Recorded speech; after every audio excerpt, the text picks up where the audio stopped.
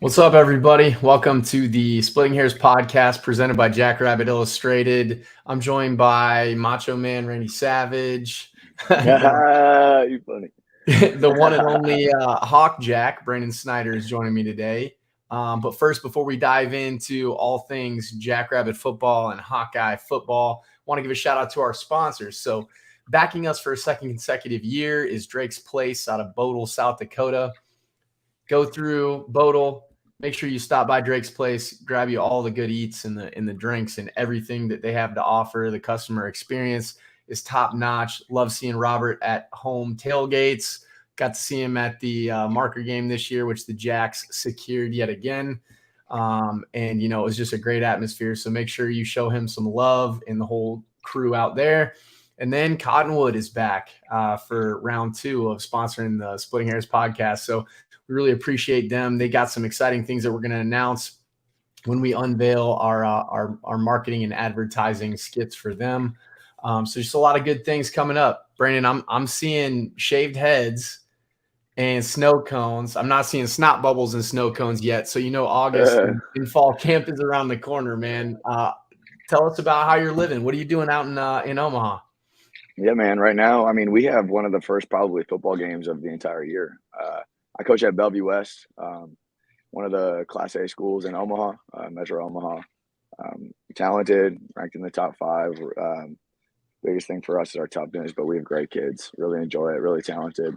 But we have a week 0 game against Creighton Prep, so getting ready for that. We started last week already, so we play next Friday. So feeling stressed, but excited that we get to be one of the one of the first games. NFL is playing preseason games for a while, but we get to play a real football game next Friday. So it's here. Let's go. I love it, man. I always liked week 0 games. You just get the jitters out, everybody's top notch, peak condition. Just came through a grinding fall camp where you're hitting guys in the same colored jerseys as Stig would say. And now you get to unleash, right? And you're the only show literally on in these week 0 games. I remember a couple years ago, I'm not sure if you're on the squad yet. Did you play at Minnesota? No, that was the year after me. The year after you? That's right. That's right. The year after me, because G had to pick that game. That's right. Yep. Yeah. So I was watching my boys. They should have won that game. They were the better team. They were the better team. They were, man. They were undisputed. Watch the tape. Exactly. Which will be very relevant, right? It's relevant. Very relevant. Exactly. And this is why we definitely need your expertise on, because you are literally the one and only Hawk Jack, which is a dope nickname. I've been using it.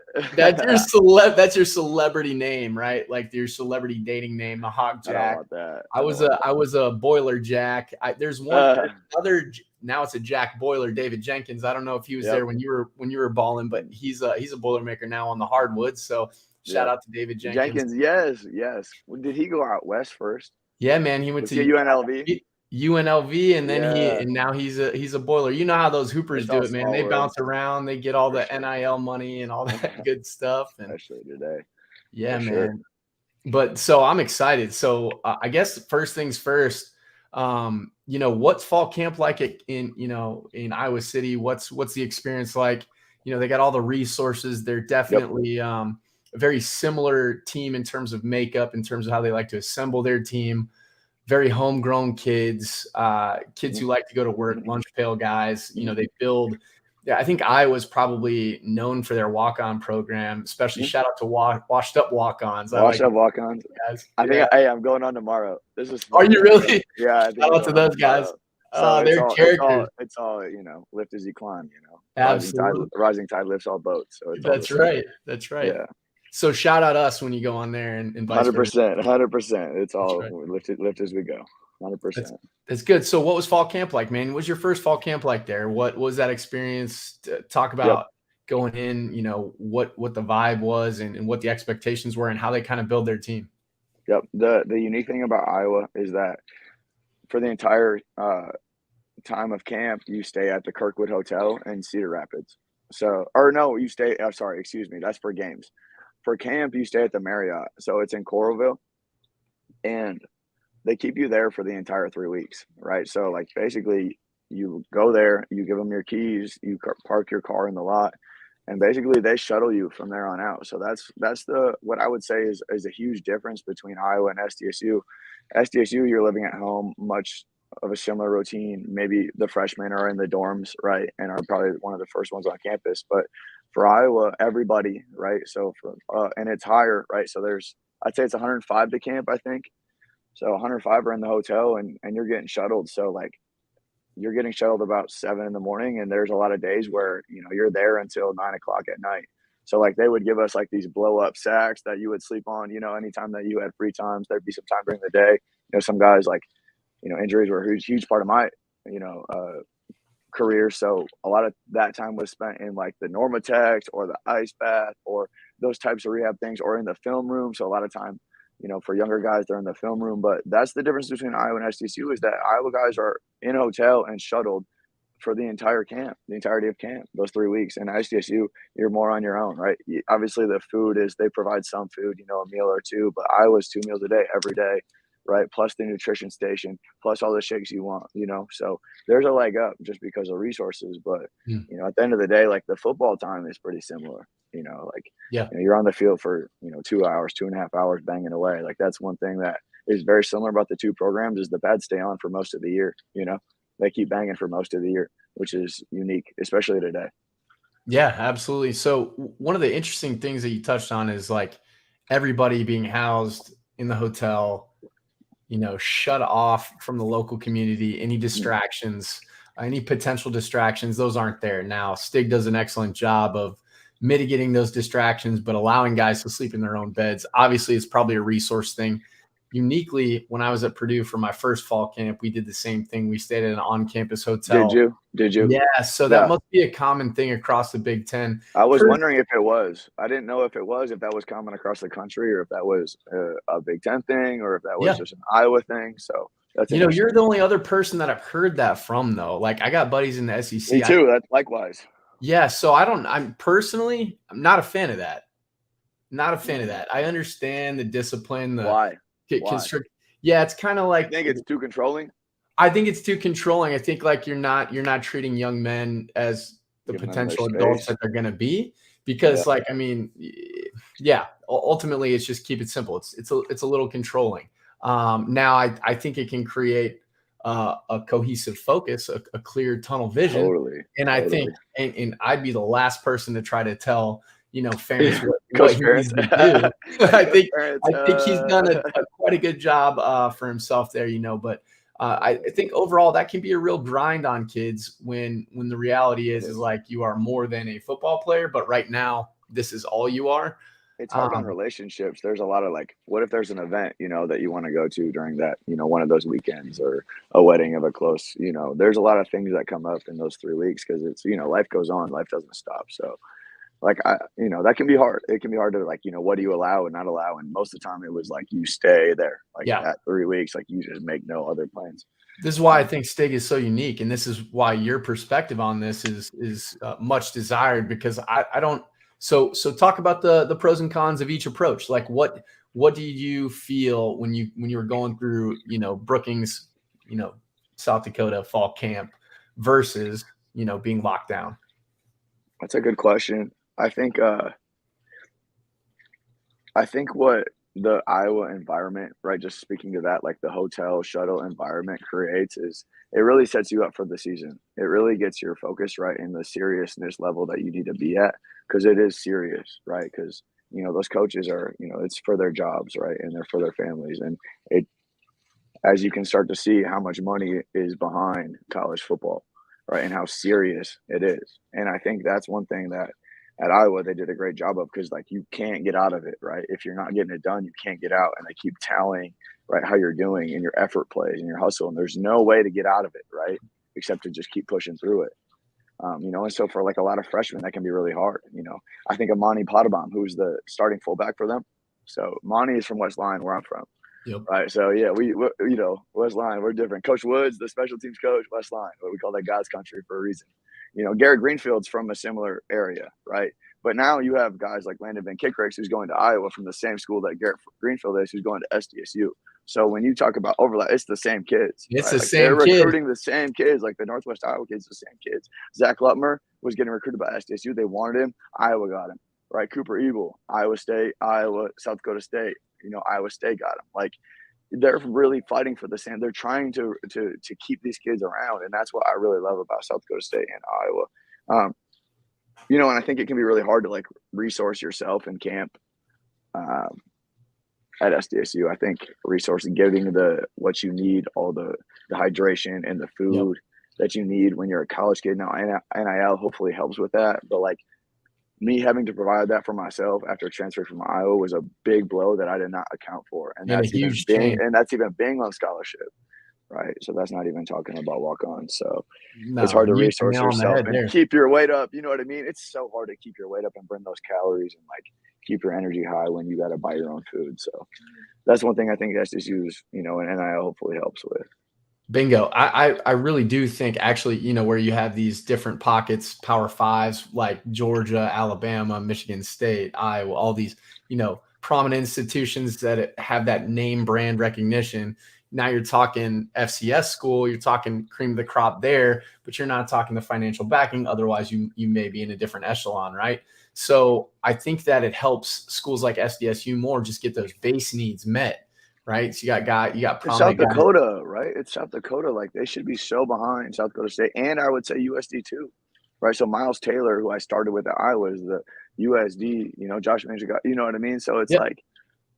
They should. Hopefully, they get behind South Dakotans. Like I guarantee, Sioux Falls is a booming city, man. I hope they get behind South Dakota State and USD. They will here. I hope they will. I think so too. I 100% think it's. I mean, it's the only show on the block, right? Like you're driving and gas is expensive, man. Yep. Take the shorter trip and just give them everything you have. It would be my advice. Hopefully. Exactly. Well, you started to see it. I don't know if you got a chance to kind of follow it because you got your own life. You're living here, but I don't. It's okay. So we got Chris Oladokin was getting sponsored by I want to say Liquid IV. He was getting a little bit of NIL, at least product support, which is huge, right? Because you're just talking simple stuff like hydration.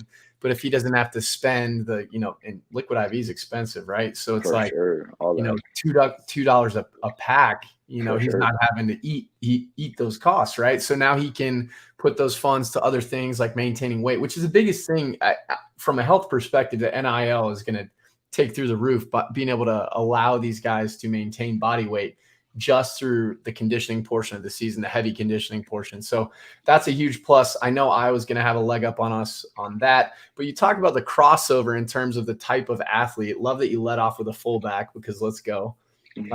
Make fullbacks great again. 100% blocking and tackling.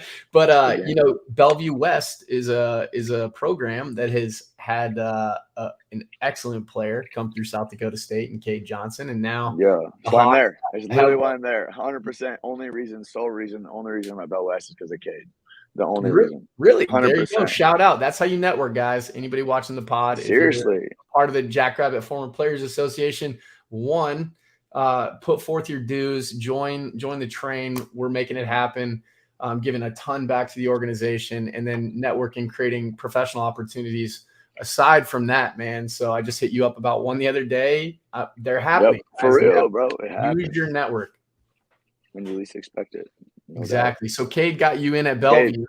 He just recommended it, man. He like, it was a thing, and he's just like, hey, check it out. And I knew when I walked up to that meeting that was where I was supposed to be, and that was the only reason I was there is because of Cade, right? So and it it continues to come back full circle time and time again with all those guys. How about Jordan Brown getting picked up? You know what I mean? There you go. The Saints, we should shout that out. Yeah, Jordan Brown last prior stint before the Saints was with the Las Vegas Raiders. But the staff left, so it's like, man, he built all that repertoire with the staff, right? All that respect with that staff, and then the staff, everything that went down there, right? And it's like, man, all that work that I put in, all that, pretty much gone. So good for him to get another opportunity.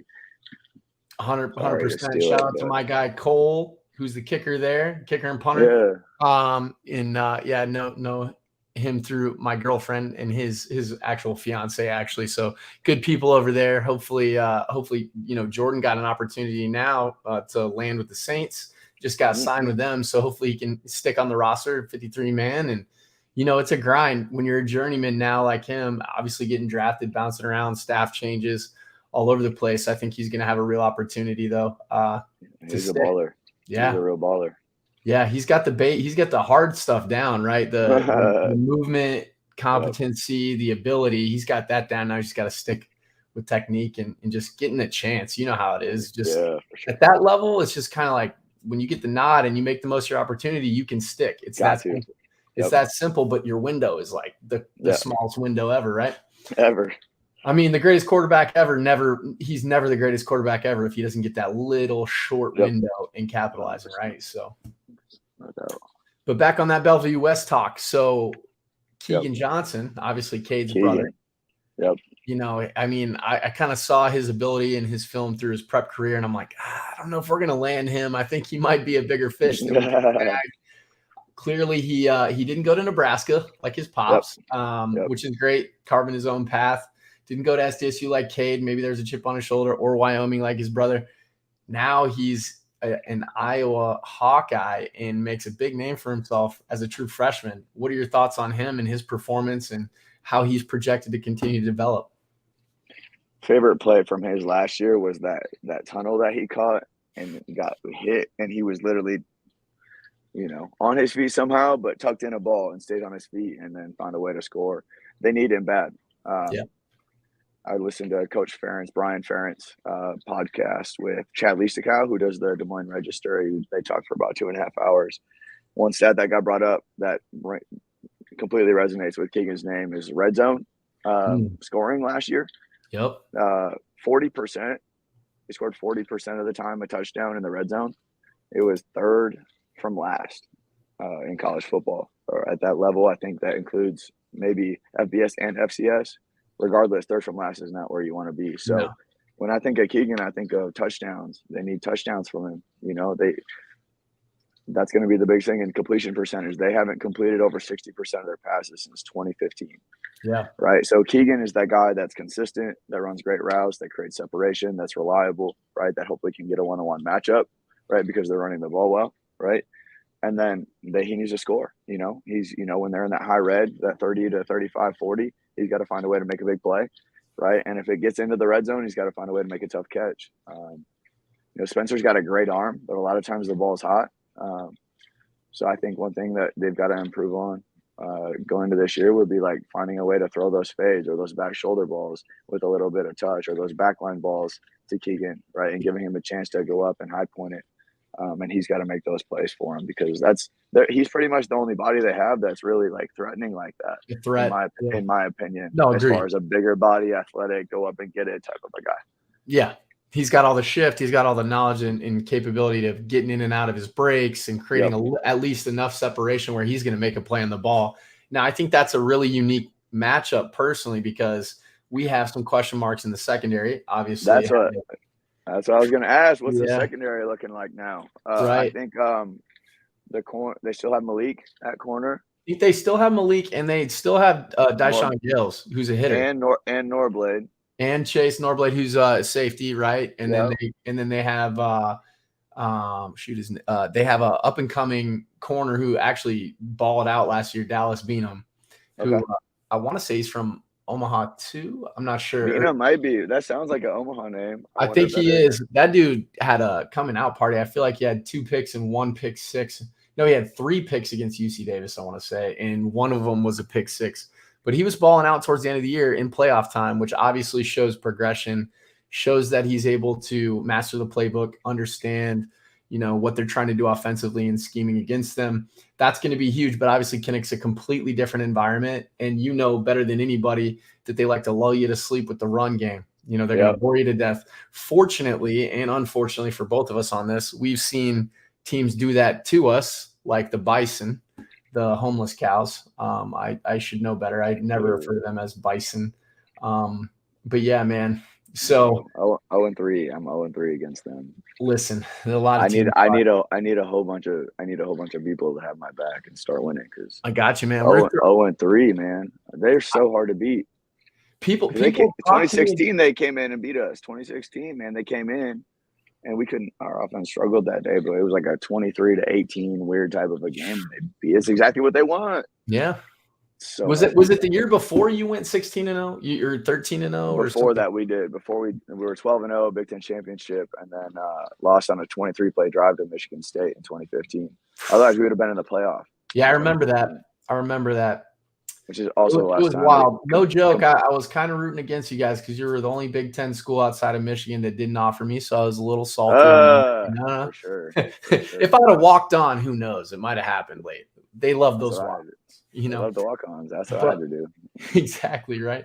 So talking about the secondary, I think that'll be a unique matchup. Secondary and wide receivers. Don't forget, we got the twins on our side. We have an excellent threat on the outside with Jackson Yonke. Jaden Yonke showed he was a touchdown machine early in the season, made big plays late.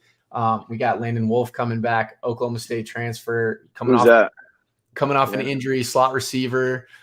Really did some good things for Coach Gundy out there in Stillwater, but then blew his knee out on a punt return against Colorado State, which actually we need to touch on too, because that was our only mutual opponent last year and Colorado State historically for a while. Yeah.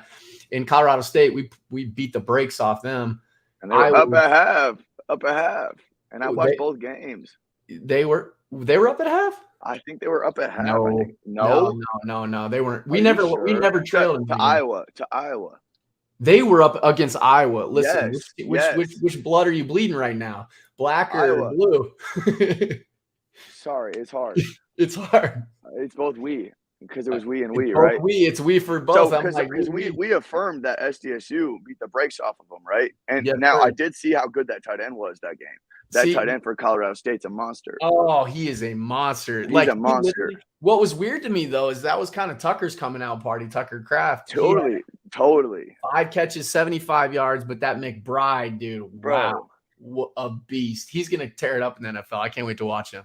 It was really interesting to watch that game, right? And what a dogfight that was, and how SDSU just like felt more like the better team, just proved the whole game that they were the same thing with Minnesota, I thought. Yeah. Right. But then they go to Iowa the next week, and Iowa's offense stalls, and next thing you know, Iowa finds themselves down 10-6 to the same team. And I watched it last week that SDSU just, it took time. It was a cumulative effort, right? Like it kept wearing on them. Like they were gassed, Colorado State was. But SDSU just kept wearing on them. And then Iowa just like couldn't get any rhythm. And I felt like Colorado State was fresh at halftime, up 10-6 and fresh. Yeah, exactly. And Iowa won, but barely. And so it's really interesting. Yeah, man. And it's really unique because I want to say the week before that, Colorado State played Vanderbilt, and Vanderbilt actually came out of there with a win. And Clark Lee, who was our linebacker coach when I was playing at South Dakota State, that was his first year head coach at Vandy. So the brotherhood's small, man. My goodness, it's unique. Oh my goodness, crazy. But Dan's out there. That's crazy. Dude, I know, man. And I want to say that was the game where Keegan rather kind of started to catch on, really started to kind of create like a presence where he was going to be the guy and he was going to rise up and kind of, take over as that number one option threat moving forward deep into the season, which obviously held true, but it just felt that, how you can kind of feel a presence starting to emerge either in the locker room, on the field. And you're like, that's the guy. He's got that. That's the guy we're going to. Kind of like Tucker and really Jackson and both Jaden Yonke. They're both dudes, and it's going to be such an interesting matchup, man. Like I know we both have dogs in the race, right? Like you got 2, I got 1. It's one of those situations where I legitimately think the style of play in this game is going to be bonkers, man. Like what, in order for SDSU to win, what do you think that they need to do well? Great. What do they need to do? Trench warfare, big dog. You know it. Like I think Iowa, and I say this part as a challenge because I'm really unsure, and I say this part as like just a reality. I think Iowa's going to eat the defensive line's lunch, and I don't say that to take shots at my own guys. That's what they want to do. They got the resources to do it. Now we're crafty. You know it. You've been on both sides Crafty. of the That's the ball. thing. We're crafty. That's what I would argue is that the SDSU offensive scheme makes you uncomfortable. The You can get offensive your eyes scheme. in a wrong Exactly. place. Yeah. Exactly. So I genuinely believe it's gonna be who can score more points. I think our offense will be all right. I mean, the big X factor is Mark Gronowski. That kid is a Quarterback baller. run, man. Quarterback run has Dude. been an issue for Iowa football for a long time. So, in my opinion, I think that that's going to be successful for them potentially. My question there would be, do you have the guys on the outside to win one-on-ones versus Riley Moss and whoever's playing on the other side? Riley Moss is going to be an all Big Ten, probably going to be, in my opinion, seeing him this summer, probably going to be the Thorpe. So Iowa's won 5 out of 10 Thorpes, right? So Big Ten defensive back of the year, 5 out of 10. And I think they're going to be 6 for 11. No, he's because sick. They're Riley. Like, he's legit too. He's every bit as advertised. I think the thing that will be interesting is Jackson and Jaden are big. They're 6'3". They're big. They can create separation. I think it'll be great for both sides of the ball in terms of, I think he'll be challenged more than he would expect in an FCS matchup like this. I also think that Jackson and Jaden probably haven't seen a DB like him. Because the backers, but also the guys they're going to be blocking, which are typically linebackers for Iowa, are massive dudes. Like Justin Jacobs, Jack Campbell, and Seth Benson are nightmare matchups to block. 250? We talking 245, 250s? Jack Campbell in the middle is 6'5", 250.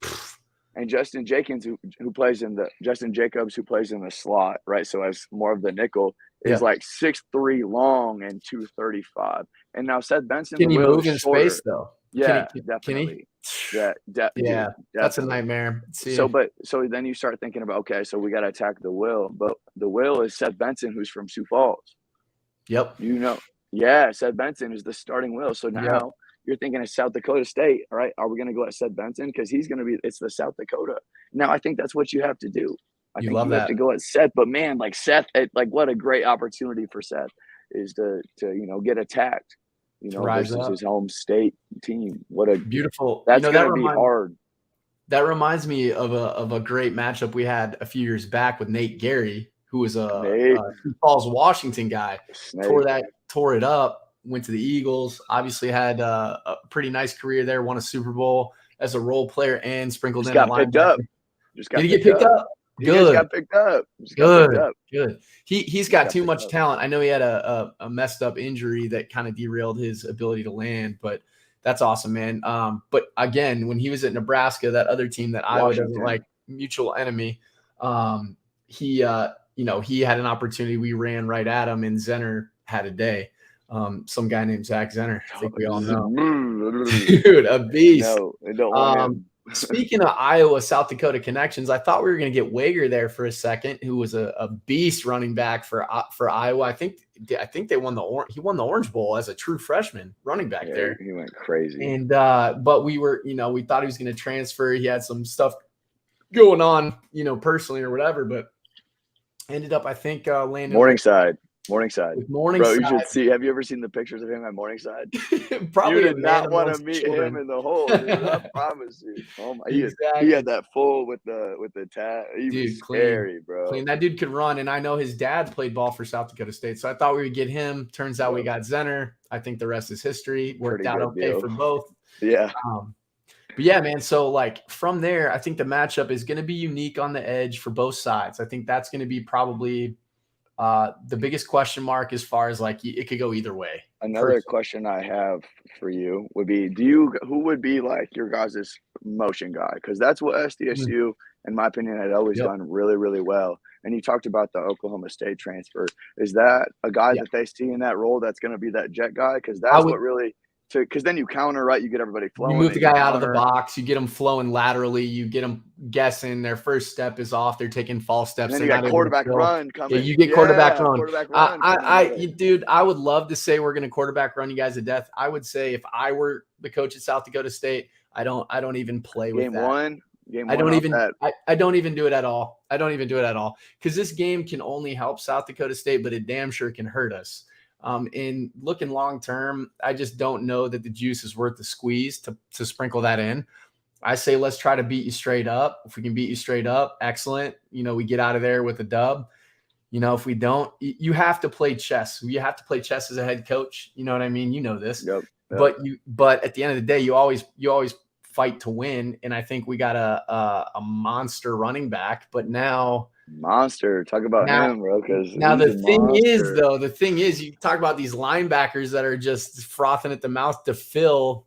I don't know if it's his style of play. So I'm really excited to really see Coach Lujan get creative with his scheme and how he's going to attack a defense that's really cut and dry, to be honest, but really very, very disciplined. Yeah. It, brother. Tell me why it's so disciplined. Tell me how Iowa takes on its identity. Why is it so known for both offensive line grit and linebacker play? And we'll get into the tight ends later.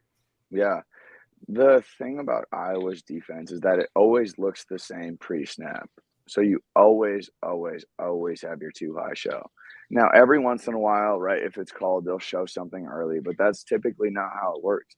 Typically, everything looks like quarter, half, right? Everything. And it's not, when I say that, I'm not giving anything away because that's how it always looks. Yeah. Dude, it's 75% of what we play is just the base, right? Just the base, quarter, half, right? And maybe we'll bring down the backside safety and play man, right? But it's almost always quarter, half, right? 70% of the time. And it's what we play. And there's answers to everything that another team does, right? Certainly there's weaknesses. There's weaknesses to every defense, but it's so well known at this point because it's been the same staff. So everything that everybody's tried to do, right, they've seen at this point.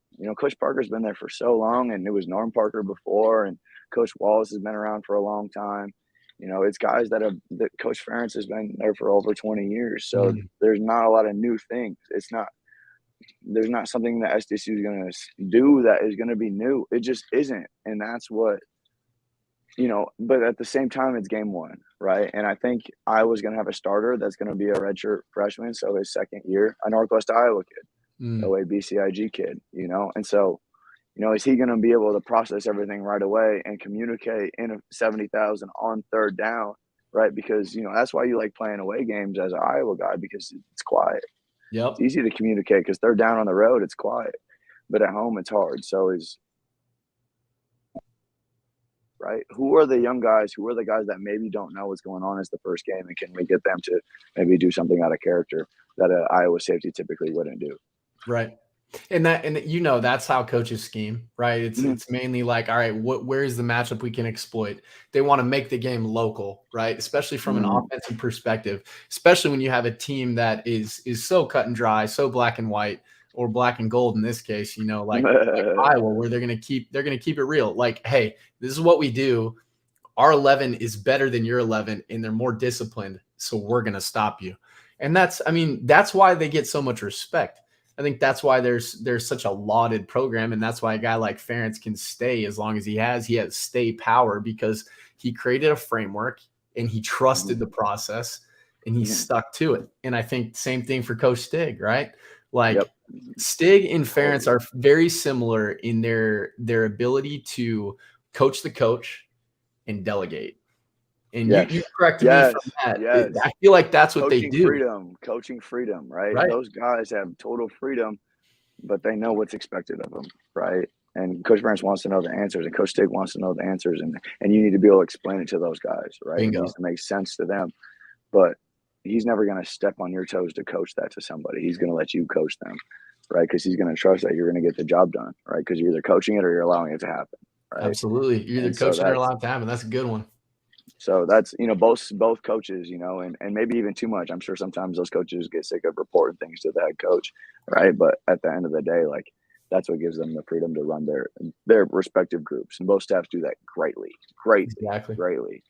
So now we touched on Gronowski and the X factor that he could be. Now, Spencer Petras could also be an X factor because he's shown flashes, right? He's come under a lot of scrutiny from Iowa because it's Iowa fan base, right? They love it. They breathe it. They bleed it. What does he need to do to level up his game? From speaking from a secondary perspective, you understand quarterbacks. Talk a little bit about that. Yep. The balls that you're most commonly going to see from Iowa are balls that are on time, right? So balls that are curl to flat to whatever, right? Like it's going to be on time, and the balls typically are going to be hard and in tight spaces. Because that's how Iowa plays, because they don't like things necessarily to be random. Now, as a defensive back, right, my biggest fear was when the quarterback started scrambling because things were random. Yep. And that's what my challenge, or where I think Spencer could take the next step forward, would be to find those times to use his feet, right, and to extend plays, and to obviously, like, it's hard because you see those guys in the NFL that have done it for so long who do a great job of staying in the pocket. Tom Brady stays in the pocket so often. Aaron Rodgers gets a little bit more creative, but there are examples of guys that just stay in the pocket. But the thing with Iowa is that most often they're under center. So by the time that Spencer even gets to his drop or whatever, the pass rush is already on him, so the pocket feels tight. And so the ball's got to come out. So as a defensive back, I would really be aggressive against Iowa. That's why Iowa gets a lot of press and they get a lot of jump routes. That's why it's so important for them to have a guy like Keegan to win a one-on-one on the outside, right? And that's where they struggle when they can't, because they're playing one-on-one on the outside and they've got extra hats inside. And the quarterback's never a threat in the run game, right? Spencer, it just isn't. If they run any type of a pull action, there's probably not a hat for him, and there needs to be, 6 hats to the ball versus 7, right, is a big difference. And you know what? I think that's probably an area I would exploit SDSU. They've struggled in the past with quarterback run. You know it. You've been there. And I honestly, there's not much else, specifically when you were playing, that they struggled with. I mean, you guys locked teams down outside of QB run, because it was like you said, chaos is random. But I heard a great quote: chaos is a ladder, right? So you climb that thing. Yes. Drop a naughty word here, sorry, sponsor. Chaos is a ladder, so you climb it, and if you climb the pocket and you find some escapability as a quarterback, you can do big things in the run. Mark Gronowski. So you can be so big by just playing football, right? Yes. Take 5, get down. Take 7, get down. Whatever happens, I think for both sides that could be big. Just play football. It's going to be interesting either way. I hope both teams have big games, but there can be only one who walks out at the end. One thing I want to hold you to here: you played with a guy named George, right? George, what's his last name? Man, I can't. George Kitty Cat. We used to call him Kitty Cat, dude. Isn't that crazy? Wearing number 39, dude. What's the deal with that? Just crazy. A walk-on, just a scrawny kid. Yeah, Kitty Cat, but he's no more. Yeah, he's you don't want to play him now. You don't want to. Cat now. Yeah, you don't want to play him now. No. So they have a rich tradition. Obviously, Noah Fant. I think he played it. Did he play at Bellevue West too? Yeah, he was. I don't think he was a Bell West kid. But he's an Omaha South, or I'm not for sure, but he was an Omaha kid. Yes. Right, because him and Cade have a connection. I knew that. And so rich tradition of tight ends. Obviously, Hawkinson, who's Dallas starting. Clark, Hawkinson, Dallas Clark, Detroit. Just take your pick. There's a lot. There's a litany. All the colleges now are fighting to be the school tight end U. But what do they have up and coming? What's in their wheelhouse, in their repertoire? More. Damn. Laporta. There was 3 guys that were invited to Big Ten Media Days. Campbell, Merriweather, who's the starting safety, who'll be one of the starting safeties, and Laporta, Sam. He's going to be really good. He's no different than those guys. Can win all those matchups inside. You don't want to play a run against him because he can run so well and block so well, and they love blocking, obviously, because there's, like you said, those guys before that have shown that they love to block even in the NFL. And then there's another kid, Lakey, behind him. So there's 2 of them. Gosh, so you got there's 2 monsters. The biggest space for Iowa's offense will be that 3rd position. So I could even see them doing a lot of 2 tight end sets, and Keegan obviously will be on the field. There's a senior, Reganey, and then there's a younger kid, Arlen Bruce, who will be the next 2 receivers. But again, both of those guys are probably under 6 foot. shiftier, quicker route guys that need to make tough catches in space, and that's why Keegan on the outside needs to be that bigger presence, and then obviously they've got those 2 tight ends in the middle that are going to be, it's it's hard to even explain. If you love football and you like tight end play, you're watching unbelievable tight ends, and just if you don't care about the game, just watch the tight ends because the tight ends are awesome. There's 2 for Iowa and 1 Kraft, and then is there Hines? We hadn't even talked about both. Is Zach Hines, because he was there as a first year, and he was snagging balls like on the seams, like way up snagging balls on the seams, and it's like, dude, and there's 4 of the best tight ends in the country. There's 4 of the best tight ends in the country, and I will stand on that. Seriously, well, I mean, we're getting a ton of preseason hype. I mean, I think like UGA in terms of tight end combos, it was like UGA and then the Jacks in a lot of these publications with Iowa right there in the mix, like top 10. So it's like, take your pick. If you like tight end ball, if you like big boy football, you better be in Kinnick on September 3rd. McCormick, Greenfield, dude. That's right. Greenfield. Their line has been so impressive. They were really good when I was there, but they've gotten so much better because the difference was in the line play when I moved. 100%. And now I don't see that as much. Yeah, there's not as much of a drop off. The depth is there. I will say it's going to be probably tough to rebound from such depth that we had because 2020 we had spring. Obviously, everybody got that bonus year. A lot of guys came back. So it's going to be Reese Winkleman, Caleb. Yeah. Who else is going to play up Caleb. there? I think Malik is taking that additional year. I know Manchagai, obviously he's going with the Coyotes, but that's awesome that he gets another year. Just a lot of awesome depth we were able to accrue and produce, but now things are starting to level out. You got to get guys reps. Wes Janant, he played like 20 years of ball forever, dude. He was old when I was there. So that's a big question mark. Like Wes was under center for what, 5-6 years, and literally 6 years, 6.5. And now we have a new center. Like, is timing going to be there? What's it going to be like? Mason obviously is an excellent guard. He's going to know his assignments, but Egan Lickus was the other guard. He graduated and went on. Egan was great, super smart, nasty. You got you had Eddie Miller behind him or in front of him, depending on the week and the scheme and what they were trying to do. So now it's like you don't want to have holes to fill on the interior offensive line nor the defensive line. Iowa with Linderbaum too, though. So it goes both ways. He was a early round draft pick, as a center. So for the Ravens. So, they've got spots to fill, and their O-line was definitely an issue last year. Yeah. Right. So that's something that I think as a Jackrabbit you would feel comfortable with, is that even though there may be some holes to fill on your O-line, so do they. Definitely that was an issue for them last year for sure, was their line play. So line play, that's interesting because obviously, they have that history of it. Makes a lot of sense because, Spencer probably wasn't able to get balls off like he would have liked. When the pocket was too tight. The pocket did collapse a lot. I remember that. I was actually surprised at that after, we played Colorado State and then watching them get after Spencer. I was like, what? They were 6, 7, 8 linemen rotating all year. Rotating linemen is not common. Offensive linemen, defensive linemen, yes.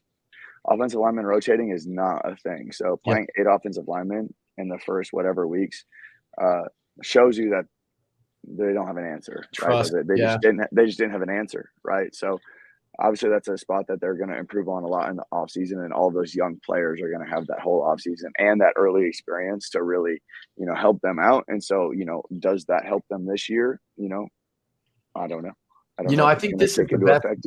It's a great point. This is the best thing that could happen, I think, for both clubs if they get out of this game healthy. I was going to get punched in the mouth, not because I think we're superior or anything, but the brand.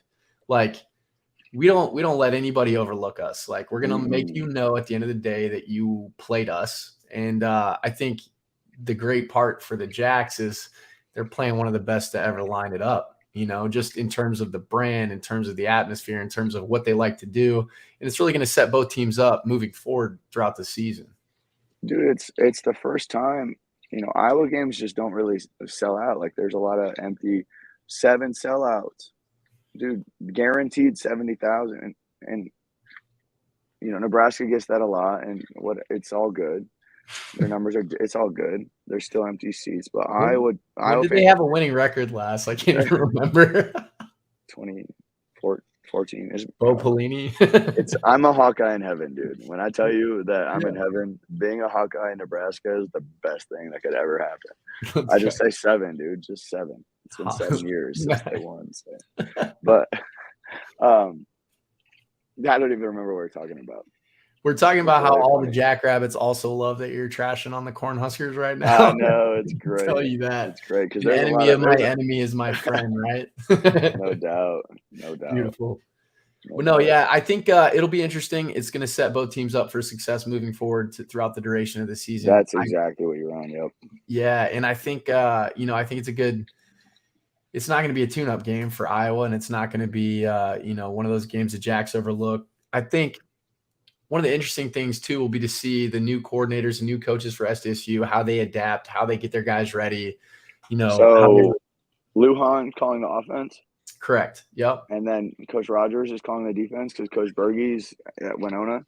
Yep. So Coach Rogers has the full reign. Yeah. And Coach Bobbitt is the DBs. Yep. You play with Bobbitt, him, right? and I don't know him. No.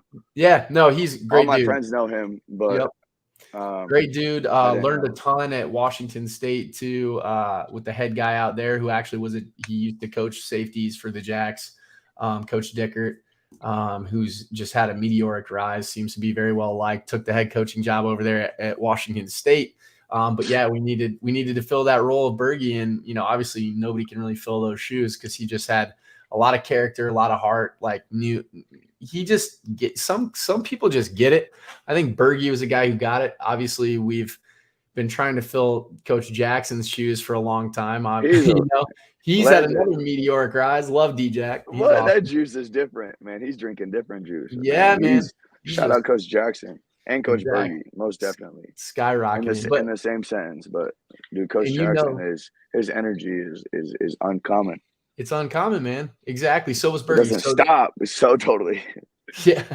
Totally. And the other thing is like it's been really cool to see Stig just find a way to plug the right guys in. And, obviously with Coach Rogers being there, like I played with him, he's on another level in and of himself when he is preparing.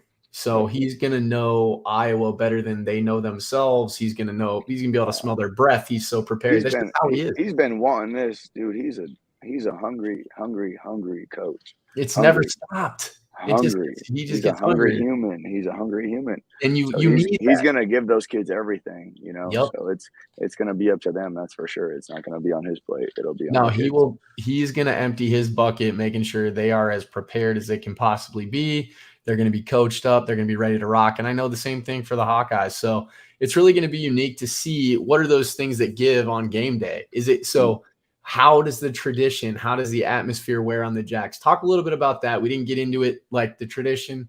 Were you there when they did the hand wave, when they started that? Yeah, I started it, yeah. So it kind of like Coach Ferentz was kind of like, not yet, we're not going to wave yet. And then it got to the thing where like, you cannot wave, right? Yeah.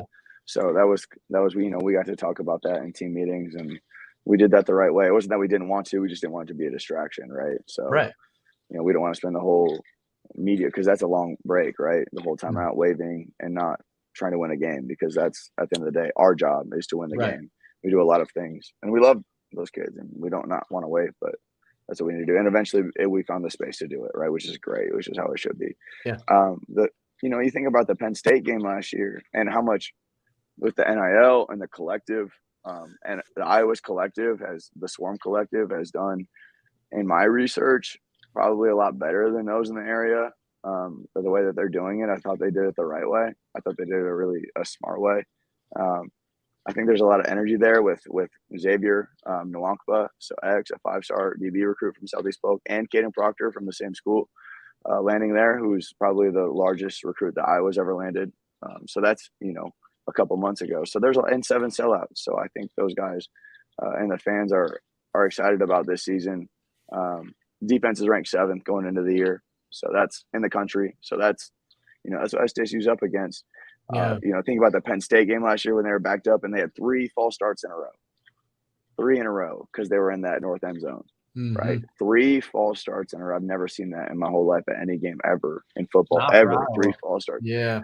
Ever. So that's the environment that SDSU is going into. Not that they haven't seen those types of environments before, but Kinnick it's a pink locker room, dude. That's the other thing. They got the pink locker room. Like they're walking into a place that has, Big Ten, a lot of, it's hard, a lot of, tough experiences for teams in that stadium. As politely as I can say that. I'm trying to be politically correct here. So it's a tough place to play, man. You go into a pink locker room and then you got to come out to the swarm and 70,000 people in the field. It's tight, dude. It's tight. Yeah. It's tight. So does the pink locker room really? Does the pink locker room? You think it does? Everything's pink. Everything. The urinal's pink. The everything's pink. Everything. I mean, you're donning some pink right now, so it must not phase you too much. This isn't the pink that it is. This is other way. This is the pink that it's a dull pink. It's a dull pink. Dull, nasty. It's almost it's dull. Like it, dude. It's crazy. So the Hawkeyes are feminists. They support the color. They like. Yeah, definitely love pink. I love pink. So they're just trying to bring breast cancer awareness into the forefront. They want everyone to know. Instead of just October or whatever. Yeah. It's not just October. It's every month. Care all every the time. week all for the away. Gotcha. For the away. So what are some of the traditions on like third down? Do they have anything? Do they do anything cool? Yeah, it'll be I think it's Hell's Bells that goes. Cool. Okay. You know what I mean? So yeah. Nice. Crazy. So what have you seen? What are some of the things that you've seen outside of Hell's Bells in the pink locker room that have thrown people literally off, like from your actual playing experience? The people yelling on the people yelling. So they're not singing hymns and no. There's a story. Somebody I actually know actually grabbed the quarterback phone that's on the sideline. The offensive coordinator, so Coach Davis, when he was coaching, called into the sideline. Somebody I know got kicked out of the game, as they should have. Picked up the phone and said, "Start talking to Coach Davis." So yeah, they're that close. Like they can pick up the phone. Parents can pick up the phone. So that sounds a lot like NDSU, though, man. I'm not trying. It is, and NDSU is different because it's the dome, and so it feels way. And the way that they play with that environment. So yeah, that's as close as it gets, as tough as it gets. Yeah. So at least they'll have some semblance of like an understanding. Colorado State wasn't even an atmosphere. I can't even like say there's comparable. So like we're talking all the way back to Minnesota before there was an atmosphere. But Minnesota is like 45. 55. Yeah, it was 50. It was actually sold out that game because they thought they would get we beat them up in that game too. But yeah, if it wasn't for having a literal true freshman or a redshirt freshman quarterback, it goes that way. But that's the thing that SDSU needs to overcome, man. It can't be the ifs. If ifs and buts were can't even nuts, we'd all be fat and happy, right? So that's kind of how it feels right now, right? As a Jackrabbit. Yeah. That's how I feel about my time there, right? That's how I feel as like connecting with the legacy and everyone that's been there. It's like it's been a lot of close. Yep. But you know what happens with a lot of close, with the law of averages. One day the wall comes down. Yeah. That's right. I know right now you're bleeding blue, so thank you. We appreciate that here on the Splitting Hairs pod. When you go to I'm bleeding with all those guys. Blow, yeah, I'm just bleeding. You're just bleeding. So, well, Brandon, we really appreciate the time. You're the only recurring guest we've had so far in our 3-year existence. That's cool. I never would have thought that would happen. Showing up's underrated, so. Love that, man. I'll show up anytime you'll have me.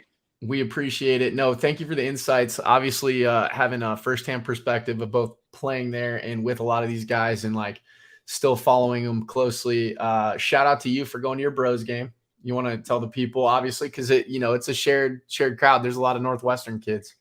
Yeah. Yep. Morningside Northwestern. I mean, it's Morningside won it last year.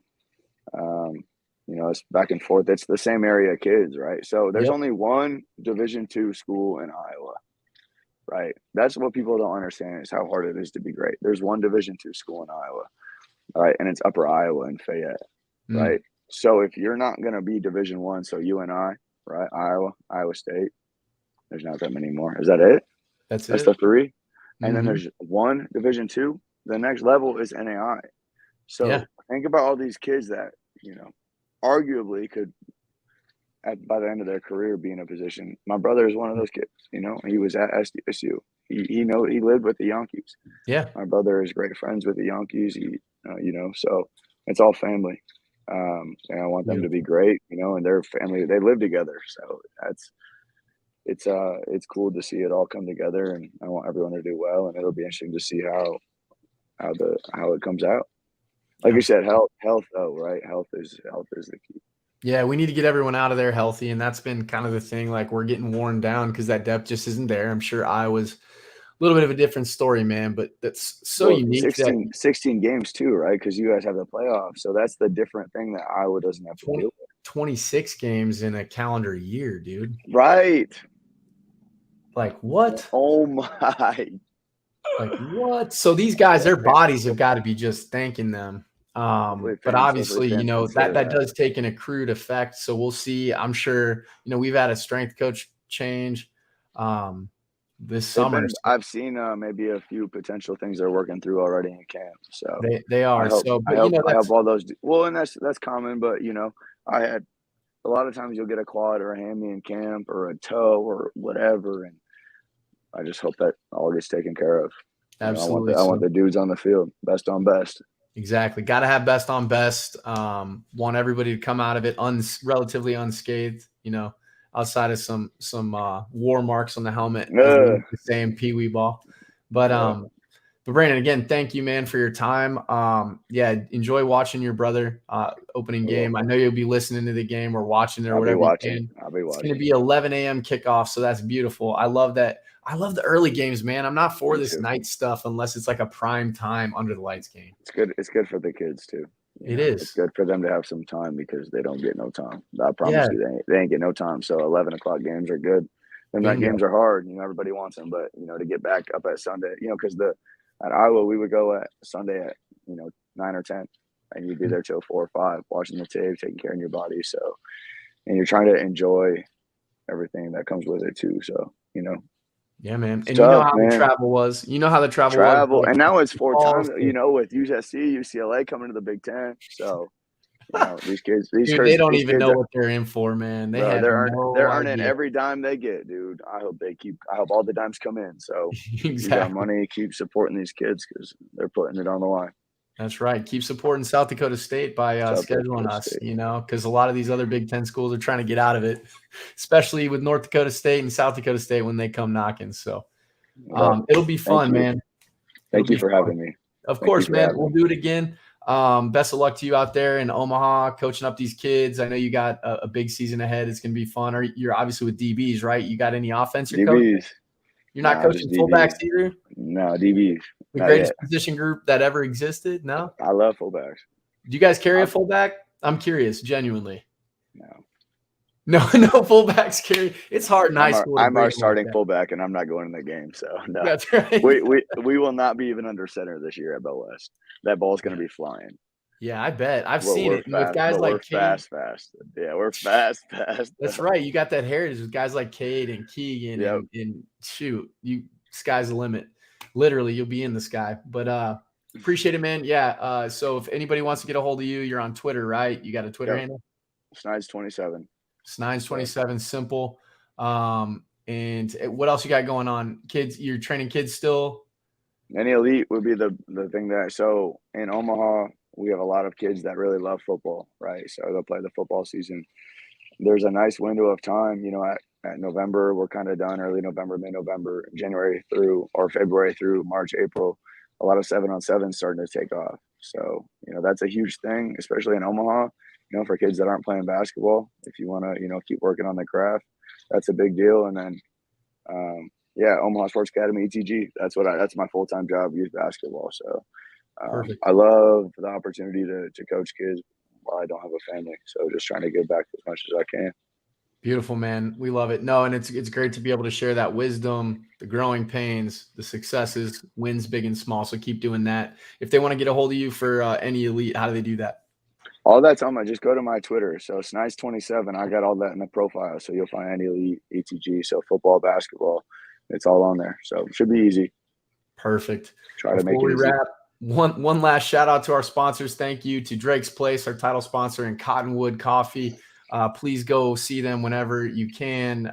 Make sure you support them for supporting us. And with that, go big, go blue, go Jags. Go Jags. Yeah.